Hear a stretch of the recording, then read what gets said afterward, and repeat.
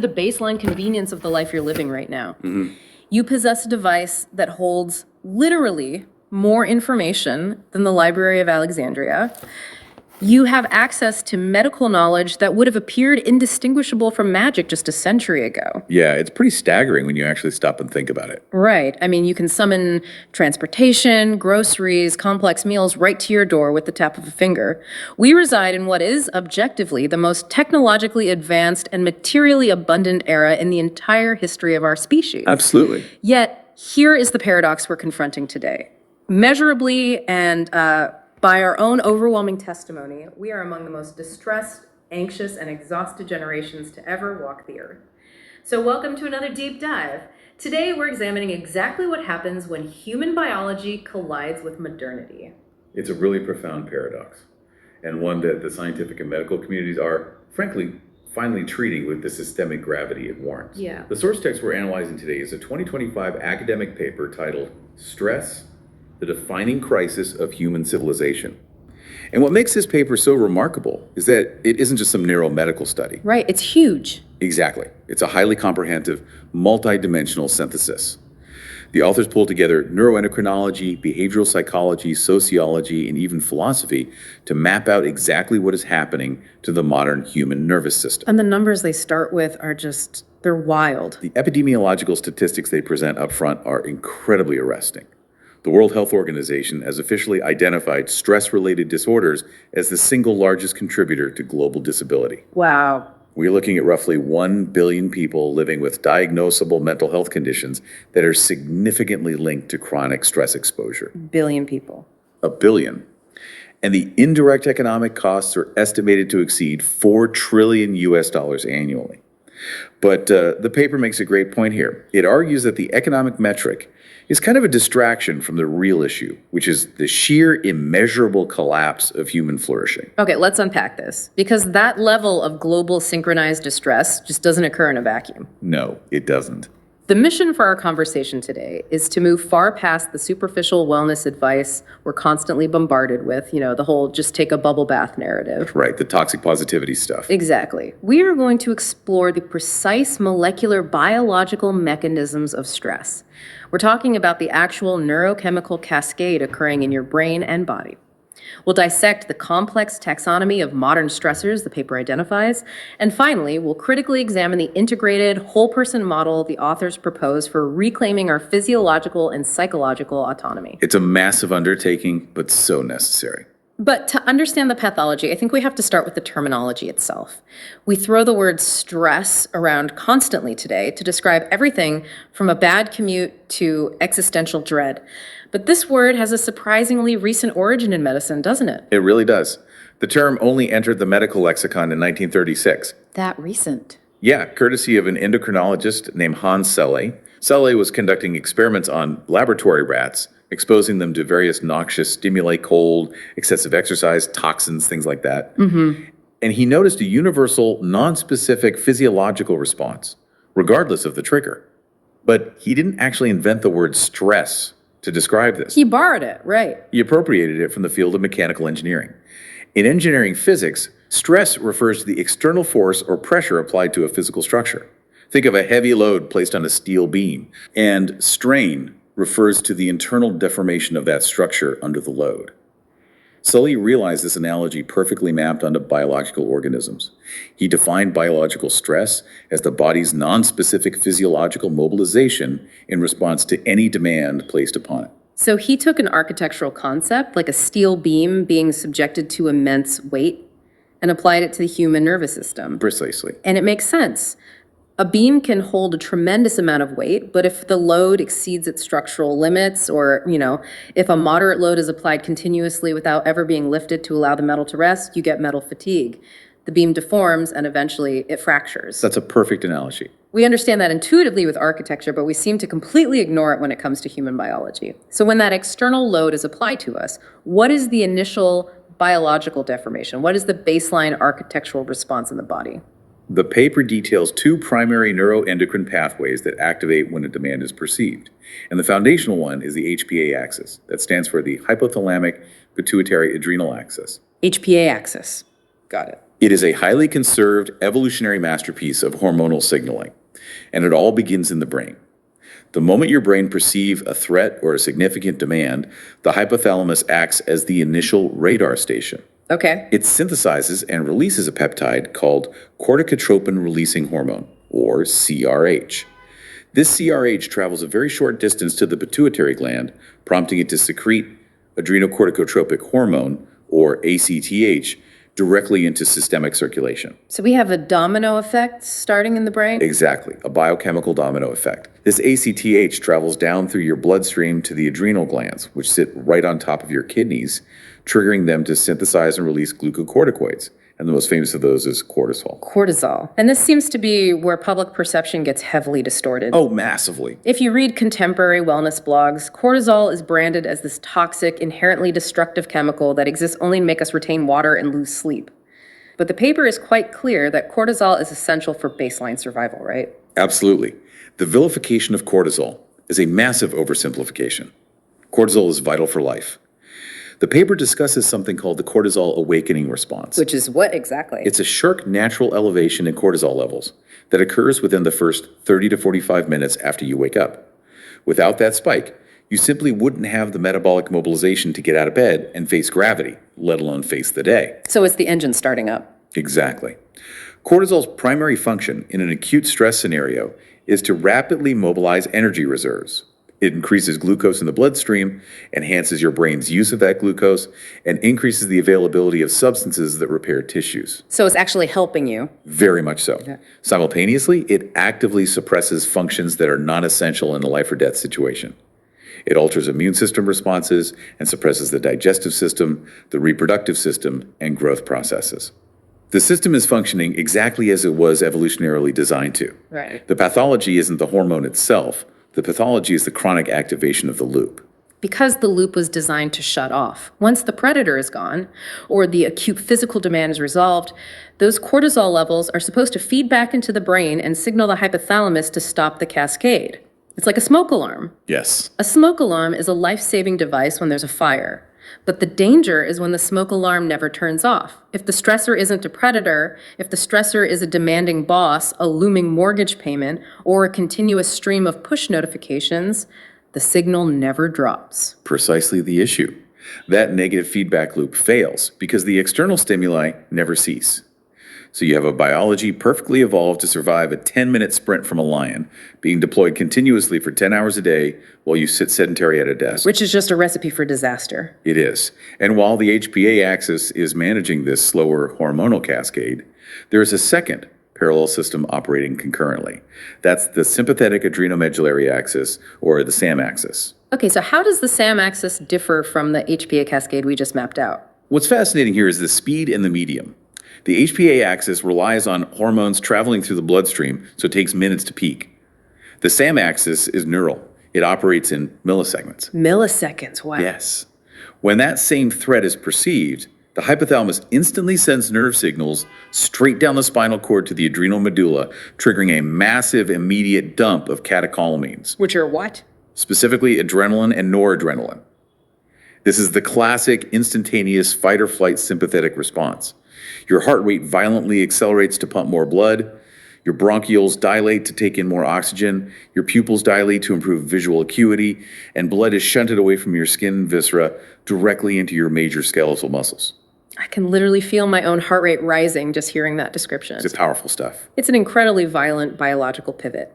And the paper introduces a concept from the neuroendocrinologist Bruce McEwen to describe what happens when these two axes, the HPA and the SAM, are left stuck in the on position. Yes, allostatic load. Exactly. Can you break down what McEwen means by allostatic load and how it differs from just feeling psychologically stressed out? Sure. So allostasis is the process by which the body responds to stressors in order to regain homeostasis.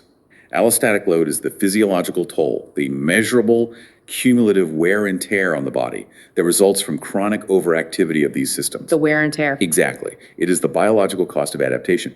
When you are constantly flooding the system with cortisol and catecholamines, you aren't just experiencing an unpleasant subjective emotion, you are actively degrading your biological hardware. And the paper highlights the immune system as one of the most profound casualties of allostatic load. Now, the relationship between stress and the immune system always seemed contradictory to me. On one hand, we hear that stress suppresses the immune system, but we also hear that stress causes inflammation, which is an immune response. How does the paper reconcile that paradox? It reconciles it by differentiating between acute and chronic exposure. In an acute, short-term stress event, say an animal attack, the body proactively ramps up specific immune functions. It deploys immune cells to the skin and lymph nodes, anticipating a physical wound and potential infection. It's an evolutionary prophylactic measure. That makes total sense. Getting ready for injury. Right. But chronic, unrelenting stress produces a completely dysregulated profile. The continuous presence of cortisol eventually causes immune cells to develop glucocorticoid resistance. Meaning they stop listening to the signals. Exactly. They stop listening to cortisol's anti-inflammatory signals. The result is chronic, systemic, low-grade inflammation. The immune system essentially gets stuck in a confused, hyperactive state where it begins releasing pro-inflammatory cytokines continuously. And that's where the real danger lies. It is. Medical science now recognizes this specific inflammatory state as a primary driver for cardiovascular disease, atherosclerosis, type 2 diabetes, autoimmune exacerbation, and even structural changes in the brain linked to severe clinical depression. You know, if you've ever wondered why you get sick right after a massive project at work, this is the biology behind it. This perfectly explains a phenomenon I think almost everyone has experienced. Oh, absolutely. You work yourself into the ground for months on a massive project or cramming for final exams. You survive on caffeine and adrenaline, and you feel surprisingly fine. But the exact day the project ships or the exams end, you immediately come down with a severe cold or the flu. The clinical data maps perfectly onto that anecdote. During the push, your allostatic systems were highly elevated, artificially propping up certain immune defenses while simultaneously dysregulating the broader system. Right. The moment the psychological demand is removed, the catecholamine and cortisol levels plummet. The artificial scaffolding collapses, and the underlying exhaustion and immune dysregulation are unmasked. And that's when the bugs get in. Yes, opportunistic latent viruses take advantage of the sudden drop in defenses. That post-project sickness is the physical manifestation of your allostatic load suddenly coming due. It's like paying off a biological credit card. And the paper points out that this wear and tear doesn't stop at the immune system or the cardiovascular system. It aggressively targets the central nervous system itself. It does. There's a whole section detailing how chronic allostatic load literally remodels the neurological architecture of the brain. Let's start with the amygdala, because that seems to be the epicenter of the dysfunction. The amygdala is an almond-shaped cluster of nuclei located deep within the temporal lobe. It is essentially the brain's primary threat detection and emotional processing center. And what is critical to understand is its speed. Right. The amygdala processes sensory input for emotional and survival significance much faster than the cortical rational areas of the brain. This is why if you were walking in the woods and see a curved shape on the ground, you instinctively jump back and experience a spike of fear before your conscious brain has the time to analyze the shape and realize it's just a curved stick, not a snake. Exactly. The amygdala acts instantly, bypassing the slower analytical cortex. Yes, it operates on the principle of a false positive being better for survival than a false negative. However, the neuroimaging data discussed in the paper shows that under chronic stress, the amygdala undergoes physical hypertrophy. It actually gets bigger. It does. The continuous wash of stress hormones literally causes the dendritic networks within the amygdala to grow and branch out. It becomes physically larger and hyperreactive. The brain is adapting to a high-threat environment by structurally biasing itself toward anxiety. So it's basically seeing snakes everywhere. Precisely. It begins perceiving benign or neutral stimuli as threatening. Your baseline threshold for triggering that massive HPA and SAM cascade becomes dangerously low. So the alarm system is becoming hypersensitive while simultaneously growing physically larger. But what is happening to the rational part of the brain during this process? The part that is supposed to recognize the stick isn't a snake. Here's where it gets really interesting. That is the prefrontal cortex, or the PFC, located right behind your forehead. The PFC handles executive function, logical planning, impulse control, and most importantly, it exerts top-down inhibitory control over the amygdala. The rational brakes to the emotional accelerator. Exactly. But while chronic stress causes the amygdala to grow, it causes the PFC to atrophy. High levels of elevated cortisol cause dendritic retraction in the PFC. The branches connecting the neurons physically shrink and pull away from each other. That's terrifying. Functional MRI scans show a literal reduction in gray matter volume in this area over time. This fundamentally reframes how we should view acute anxiety and panic.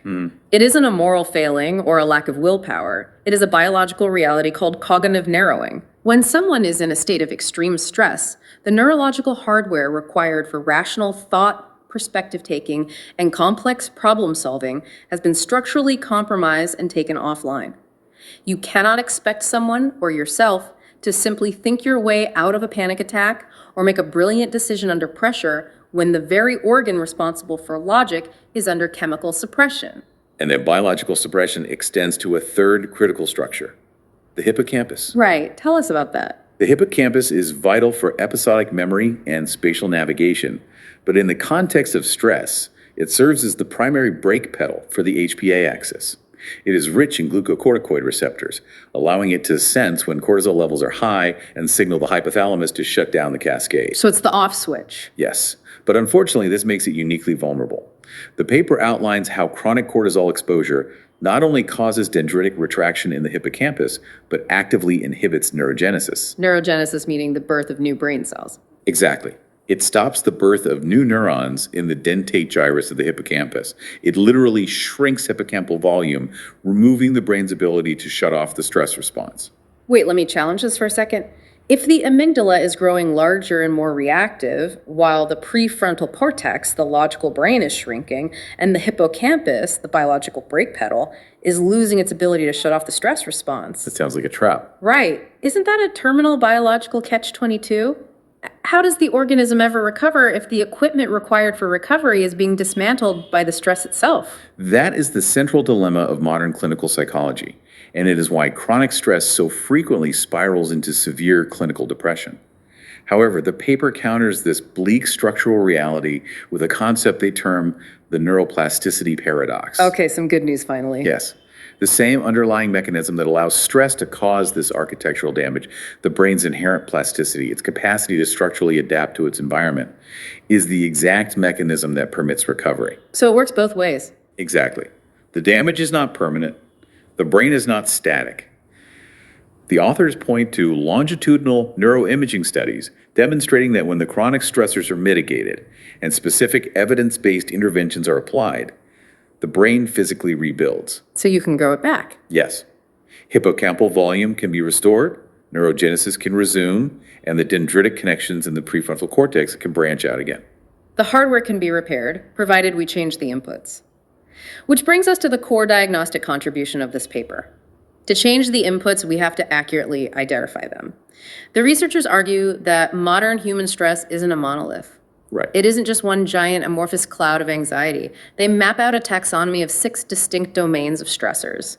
We need to explore these organically, starting with where most adults spend the majority of their waking hours, the modern workplace. Occupational stressors are consistently cited as the primary driver of allostatic load in industrialized societies.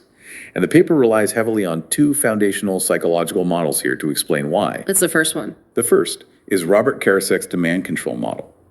Karasek discovered that high demands, a heavy workload, tight deadlines, do not inherently cause pathological stress on their own. Which is counterintuitive. It is.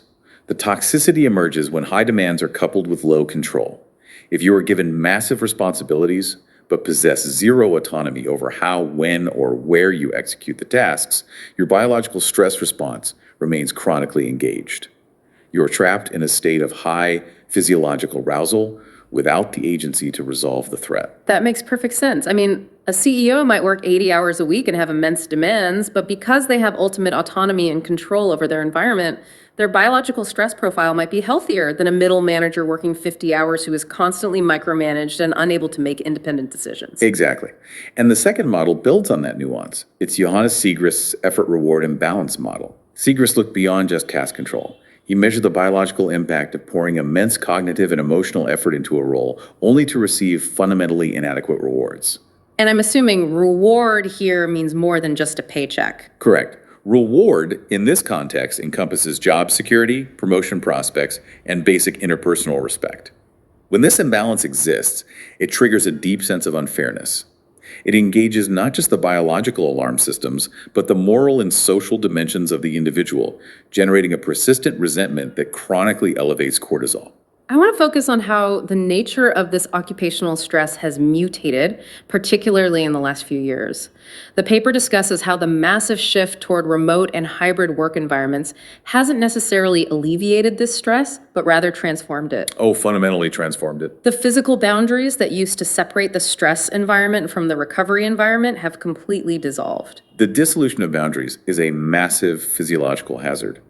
When your living room is also your office, your brain loses the environmental cues that historically signaled the HPA axis to stand down. You are chronically accessible. You never leave the office because you live in it. Exactly. The paper also highlights the rise of algorithmic management and digital surveillance software used on remote workers. The data shows that remote workers under surveillance log longer hours, take fewer breaks, and experience a significantly higher incidence of burnout. The biological threat is no longer a physical predator. It is the green dot on a messaging app indicating you are active. Yes. Which naturally bleeds into the second area the paper identifies. Yeah. Relational and social stressors. Because the blurring of work and life inevitably isolates us from our communities. We are fundamentally, at a neurobiological level, a social species.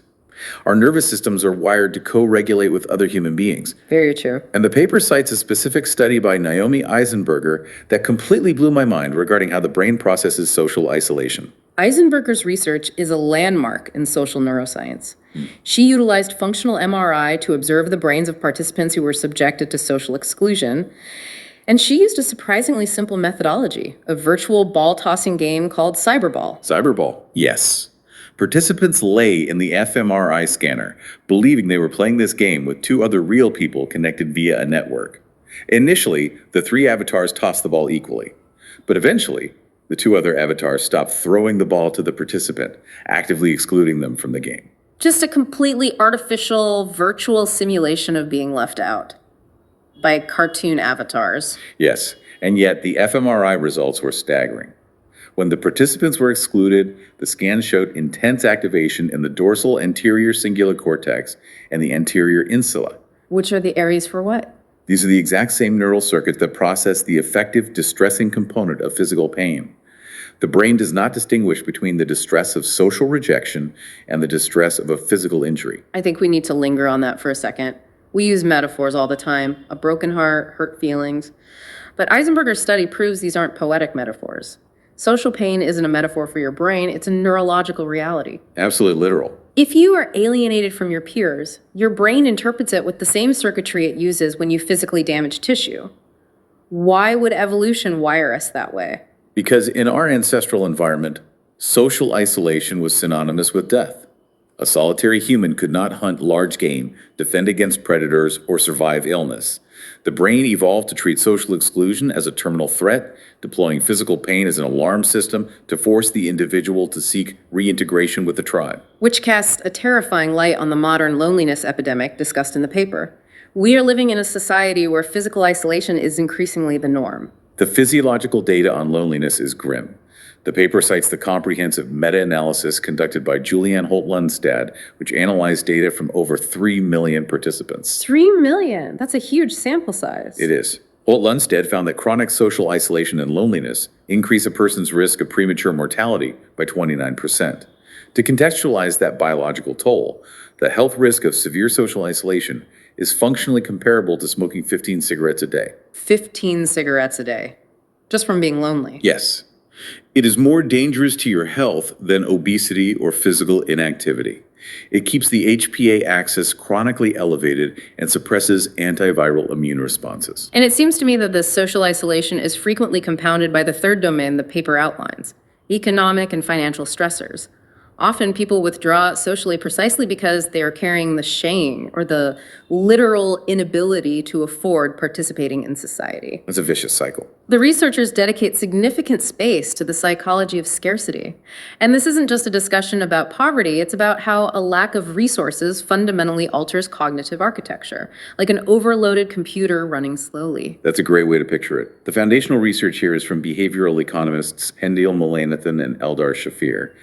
They hypothesize that the state of scarcity, whether it's a lack of money, time, or food, creates a bandwidth tax. For bandwidth tax. Yes. It forcefully captures your attention, leaving less cognitive capacity for anything else.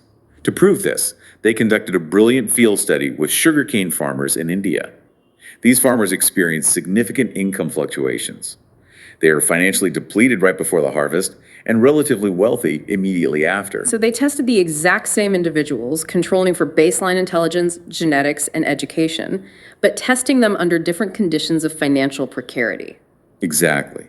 Mulinathan and Shafir administered cognitive capacity and fluid intelligence tests to the farmers pre-harvest, when money was scarce, and post-harvest, when money was abundant. And what happened? The results showed that the farmers performed significantly worse on the cognitive tests before the harvest. The bandwidth tax of financial anxiety temporarily lowered their functional IQ by about 13 points. 13 points. Yes, that is roughly equivalent to the cognitive impairment of losing a full night's sleep. That reframes the entire narrative around poverty and decision-making. Society often looks at individuals in financial distress and judges them for making short-sighted or suboptimal decisions. But this research proves that the scarcity itself is actively degrading their prefrontal cortex's ability to plan and process complex information. It's a biological handicap, not a moral one. Exactly. And the paper is careful to note this isn't exclusively a deep poverty issue, is it? No, it applies across the socioeconomic spectrum. The paper discusses the chronic allostatic load of the middle-class debt trap. The modern pressure to maintain a specific lifestyle standard, coupled with rising costs of housing, healthcare, and education, creates a persistent background hum of financial precarity. The rat race. Right. Even if you aren't missing meals, the continuous mental accounting required to manage debt acts as a chronic background stressor, capturing cognitive bandwidth and keeping the sympathetic nervous system on edge. Which limits the bandwidth available to manage our health, leading us to the fourth domain, health-related stressors. We touched on this earlier regarding the immune system, but the paper frames illness as a vicious, bidirectional cycle. It is a devastating feedback loop. Illness, whether acute or chronic, is inherently stressful. It introduces pain, strips away autonomy, forces confrontations with mortality, and often triggers the economic stress we just discussed. Right. So the illness elevates your allostatic load. But as we established, elevated allostatic load dysregulates the immune system and drives systemic inflammation, which actively exacerbates the underlying illness and delays healing.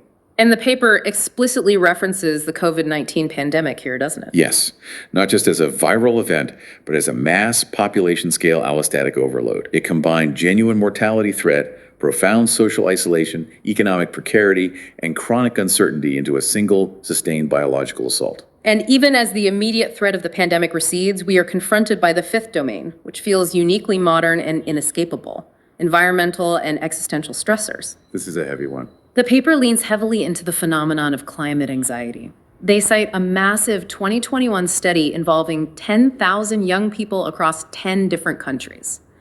The numbers are staggering. 83% of participants aged 16 to 25 reported feeling that humanity has fundamentally failed to take care of the planet. The psychological term the authors use is eco-grief. It is a profound anticipatory mourning for ecological destruction and the loss of a stable future. What makes this stressor so biologically taxing is its scale and intractability. You can't just fight it off. Exactly. Yeah. An individual nervous system cannot fight or flee from global climate change. It is an ambient planetary wave pressing down on developing brains. And the paper connects this eco-grief to a much older sociological concept, which I thought was a brilliant parallel. They bring up Emil Durkheim and his theory of anomie. How does an 1897 sociological concept explain modern existential stress? If we connect this to the bigger picture, Durkheim coined anomie to describe a state of normlessness.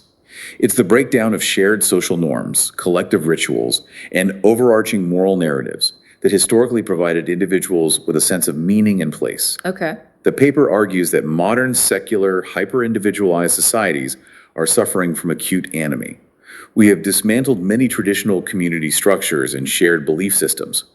While this has brought unprecedented individual liberty, it has also left millions feeling untethered, experiencing a vague, persistent unease. They don't have a map anymore. Exactly.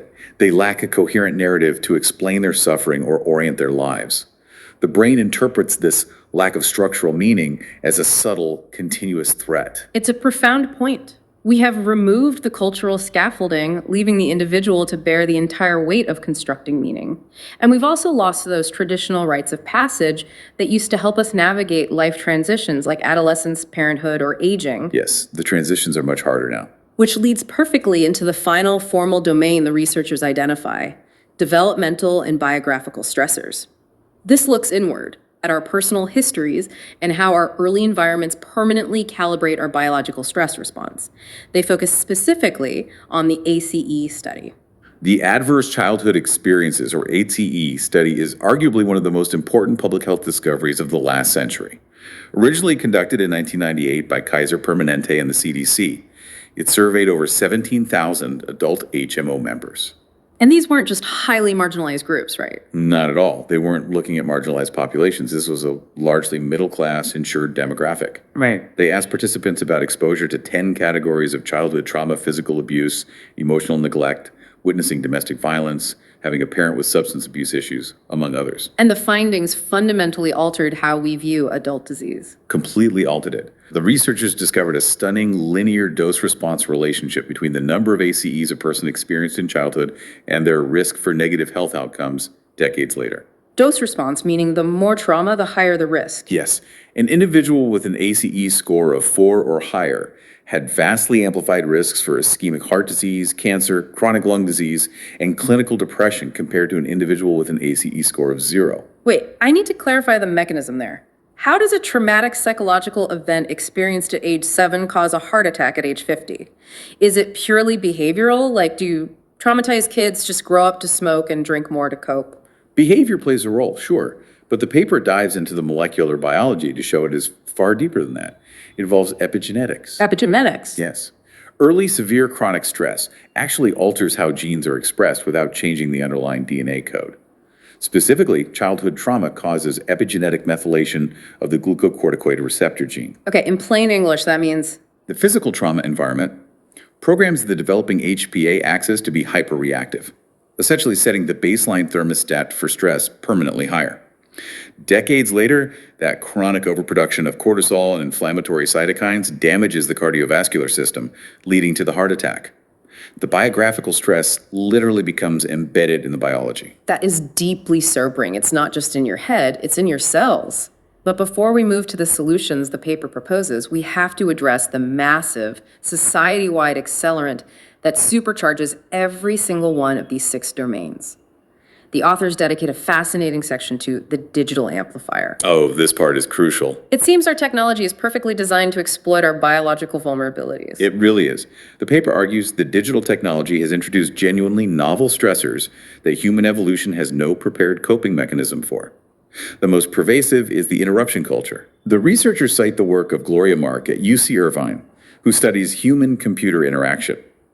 Her empirical data shows that the average knowledge worker is interrupted or switches tasks every 3 minutes. Every 3 minutes, you can't get anything done. More distressingly, after a significant interruption, say a complex email or an urgent Slack message, it takes the brain an average of 23 minutes to fully recover its focused attention and return to the original task. So if your phone buzzes with a notification, even just 3 times an hour, you are mathematically incapable of ever achieving deep, sustained focus. You are in a state of continuous cognitive fragmentation.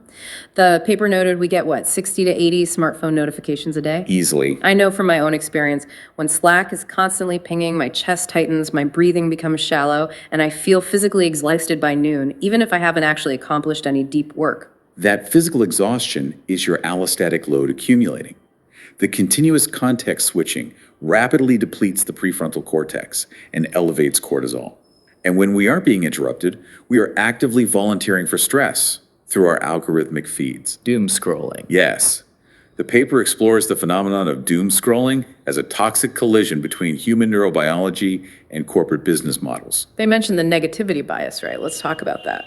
Evolutionarily, our brains are hardwired to prioritize threatening, negative information over positive information. A prehistoric human who ignored a beautiful sunset lived. A prehistoric human who ignored a rustling bush died. We have a biological negativity bias. And the algorithms know this? Exactly. Social media algorithms designed to maximize user engagement and ad revenue rapidly identify that inducing outrage, anxiety, and fear is the most efficient way to keep users scrolling. We are subjected to a variable ratio reinforcement schedule of global catastrophes, political polarization, and societal conflict. So we sit completely still on our couches, physically perfectly safe, while our amygdala is being convinced that the world is ending in real time. We dump massive amounts of adrenaline and cortisol into our bloodstreams, but because we are just staring at a screen, there is no physical outlet, no fighting, no fleeing to burn off those mobilized resources. The neurochemicals just sit there driving inflammation. And it overwhelms our capacity for empathy. The human nervous system evolved to process the social dynamics and occasional crises of a small tribal group, perhaps 150 people. Right. The digital environment now forces our nervous system to simultaneously process the conflicts, tragedies, and existential threats of 8 billion people. The biological hardware simply cannot contextualize or resolve that volume of threat data. All right, we have systematically mapped out the pathology. We've gone from the molecular cascade of the HPA axis to the macroscopic pressures of poverty, climate change, and algorithmic manipulation. We covered a lot of ground. So, what does this all mean? If the assault on our nervous systems is this comprehensive, the solution cannot possibly be an app that reminds us to breathe or a weekend spa retreat. How does the paper propose we actually begin to repair this damage? The authors lay out a central unifying thesis for recovery. No single isolated intervention will ever be sufficient. If the modern stress pathology is multidimensional, the remedy must be equally multidimensional. They propose an integrated, whole-person approach built on 4 non-negotiable principles. Let's walk through those principles before we get to the specific tactics. The first principle is simultaneity. Medical and psychiatric models historically treated humans as a sequence of parts. You fix the biological organism with pills, then you treat the thinking mind with therapy, then perhaps you address the philosophical subject. The paper insists you are all of these things simultaneously. Treating the body while ignoring the environment, or vice versa, guarantees failure. That makes sense. Everything is connected. The second principle is reciprocity. The dimensions interact bidirectionally. Your biological inflammation darkens your psychological mood, but conversely, altering your philosophical perspective on a stressor can measurably lower your systemic inflammation. Okay, what's the third? The third is individuality. While the 6-domain taxonomy applies broadly, your specific allostatic profile is unique. The intervention must match the dominant domain. And the fourth principle, which I think is the most radical and necessary part of the paper, is culture and context. They use a brilliant phrase in the text: the fish cannot be well when the water is poisoned. It's a vital critique of the modern wellness industry, which predominantly focuses on individual resilience. If we only teach a worker how to meditate and optimize their sleep so they can better tolerate a toxic, abusive workplace or severe poverty, we aren't solving the stress. We are just weaponizing wellness to maintain a pathological status quo. Which is such a powerful way to frame it. Individual resilience is a necessary starting point, but it is ultimately insufficient if the systemic structures surrounding the individual remain toxic. Okay, with those principles establishing the framework, let's examine the specific evidence-based remedies the paper provides, starting at the foundational layer, the physiological interventions. How do we pull the biological brake pedal? Physiologically, the clinical data is overwhelming that specific types of physical exercise are the most potent pharmacological interventions we have. And I use the word pharmacological intentionally. Because it acts like a drug. Yes. Aerobic exercise doesn't just burn calories, it alters neurochemistry.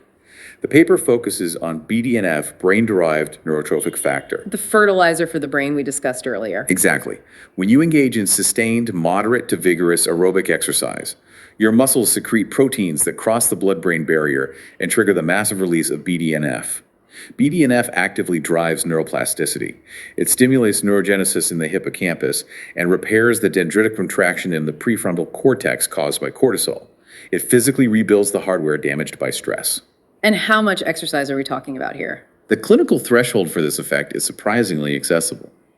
It's approximately 150 minutes of moderate aerobic activity per week. Wait, I have to push back here. Based on our discussion about the bandwidth tax of scarcity, if someone is working double shifts, commuting 2 hours a day, and barely making rent, telling them they need to find 150 minutes to jog to fix their hippocampus feels tone deaf. Does the paper acknowledge the privilege inherent in that recommendation? It does, explicitly. The authors acknowledge that prescribing exercise without addressing the socioeconomic barriers, like lack of safe green spaces, lack of time, physical exhaustion, is a failure of the culture and context principle. The physiological interventions are biologically accurate, but sociologically complex to implement. Right. It's easier said than done. This applies to their second physiological pillar as well, sleep. Sleep is framed not as passive rest, but as an active, critical biological intervention. Tell me more about that. During the deep, slow-wave stages of sleep, cortisol levels hit their absolute circadian nadir, allowing the glucocorticoid receptors in the hippocampus to reset and regain their sensitivity. During REM sleep, the brain actively processes the emotional residue of the day, structurally weakening the neural pathways associated with distress. So sleep is literally cleaning house. Exactly. If you truncate your sleep, you deny your brain its sole opportunity to perform allostatic repair. They also dive into the gut-brain axis, which is fascinating. We used to think of the digestive system as completely separate from mental health, but the paper highlights how deeply interconnected they are. The connection is profound and literal, mediated primarily by the vagus nerve, which acts as a massive bidirectional information highway between the enteric nervous system in your gut and your brain. I've heard the gut called the second brain. Yes. The microbiome, the trillions of bacteria in your digestive tract, actually synthesize the majority of the body's serotonin and a significant portion of its dopamine. Chronic stress damages microbiome diversity, leading to systemic inflammation. And how do we fix that? The paper outlines how nutritional interventions, specifically diverse, high-fiber, plant-rich diets, can rapidly rebuild microbiome diversity. A healthy microbiome sends continuous anti-inflammatory parasympathetic signals up the vagus nerve to the brain, actively lowering anxiety. Moving up from the biology, let's explore the psychological and philosophical interventions. Because once the biology is somewhat stabilized, we have to address how we perceive and interact with the stressors. The paper highlights the efficacy of cognitive behavioral therapy, or CBT, but it spends more time exploring a newer modality, acceptance and commitment therapy, or ACT. How does ACT differ from traditional CBT? Traditional CBT often focuses on identifying cognitive distortions and actively trying to change or reframe the negative thought. ACT takes a different neurobiological approach. It utilizes a process called cognitive diffusion. Cognitive diffusion. Yes. Instead of fighting the distressing thought, ACT teaches you to change your relationship to the thought. You learn to observe the thought without attaching your identity to it or letting it dictate your behavior. So you just let it pass by. Exactly. From a neurobiological perspective, cognitive diffusion engages the prefrontal cortex to objectively observe the amygdala's output without getting hijacked by it. It builds psychological flexibility. I was particularly struck by the paper's deep dive into ancient philosophy, specifically Stoicism. It seems modern psychology is finally catching up to what Epictetus was saying 2,000 years ago. The authors argue that Stoic philosophy provides a highly effective cognitive framework for reducing allostatic load. The foundational concept is Epictetus' dichotomy of control. Right. The Stoics recognize that the vast majority of human distress stems from expending energy trying to control things that are fundamentally outside of our agency: the opinions of others, the macroeconomy, the past, the inevitability of illness. So the Stoic remedy is radical acceptance of everything outside your locus of control, and I hyper-focus on the only things truly up to you: your own judgments, your own values, and your own chosen actions. By relinquishing the illusion of control over external events, you massively reduce the bandwidth tax and the continuous firing of the HPA axis. Beautifully said. And they pair that Stoic resilience with the existential necessity of meaning, drawing heavily on Viktor Frankl's logotherapy. Frankl was the psychiatrist who survived the Holocaust. Based on his observations in the concentration camps, he concluded that human beings can endure unimaginable biological and psychological suffering provided they can find meaning in it. Finding your why. Exactly. He quoted Nietzsche: "He who has a why to live for can bear almost anyhow." The paper argues that in our era of Durkheim's enemy, constructing a personal sense of purpose isn't just a nice philosophical exercise. It's a literal biological shield against the corrosive effects of stress. Finally, we have to look at the relational and societal dimension. We established that social isolation is as deadly as smoking. How does the whole person model repair that? At the interpersonal level, the paper emphasizes the stress buffering hypothesis. Meaningful social connection is a biological intervention. When you engage in deep, trusting interactions with others, your brain releases oxytocin. The cuddle hormone. Yes, but it does more than that. Oxytocin actively suppresses amygdala reactivity and lowers circulating cortisol levels. We regulate our nervous systems through each other. But the paper insists on concluding at the macro level. Right. It does. Systemic change is required. They advocate for structural interventions like green prescribing in urban design, ensuring all socioeconomic groups have access to nature, which reliably triggers parasympathetic recovery. And what about work? They argue for labor policies that restrict digital surveillance and enforce the right to disconnect. Ultimately, they call for a fundamental cultural paradigm shift away from the glorification of overwork and the use of exhaustion as a metric of moral worth. So, to synthesize this massive journey, we have traveled from silly as rats and the molecular cascade of the hypothalamus, through the physical remodeling of the amygdala and hippocampus, out into the societal pressures of algorithmic doom scrolling, the bandwidth tax of scarcity, and the loneliness epidemic. The actionable takeaway for you, listening right now, is to conduct an honest audit of your life. Which of the 6 domains is driving your allostatic load? That's the key. Is it an effort-reward imbalance at work? Is it the digital interruption culture? Is it isolation? You must diagnose the domain to apply the correct physiological, psychological, or relational tools. You possess the neuroplasticity to rebuild, but you must accurately target the intervention. This raises an important question. This analysis ultimately leads us to a profound and deliberately provocative final thought. We have spent this time outlining how to optimize our biology, how to adopt stoic frameworks, and how to build better habits to withstand the crushing volume of modern demands.